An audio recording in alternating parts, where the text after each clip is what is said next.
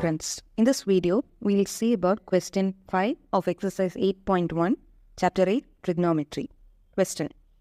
Given secant theta is equal to 13 by 12, then calculate all other trigonometric ratios. Let us consider a right angle triangle ABC, right angled at B. We know secant theta is equal to 13 by 12. Let angle C be theta. Secant theta is equal to hypotenuse by adjacent side,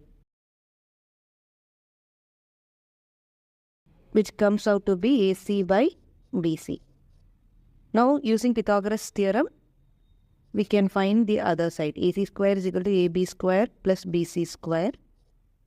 We know AC square is 13. AB square we have to find out. And BC square is equal to 12 square.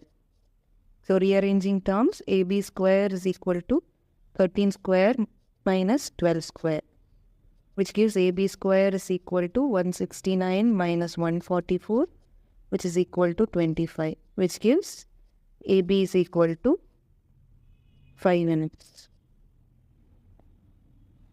Now we have AB is equal to 5, BC is equal to 12, and AC is equal to 13.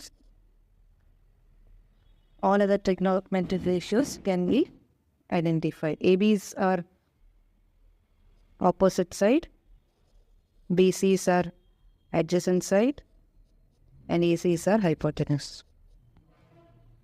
Sin theta is equal to opposite by hypotenuse, that is equal to AB by AC, that is equal to 5 by 13. Cos theta is equal to adjacent by hypotenuse, that is equal to BC by AC, that gives 12 by 13. Tan theta is equal to opposite by adjacent, that is equal to AB by BC, which gives us 5 by 12.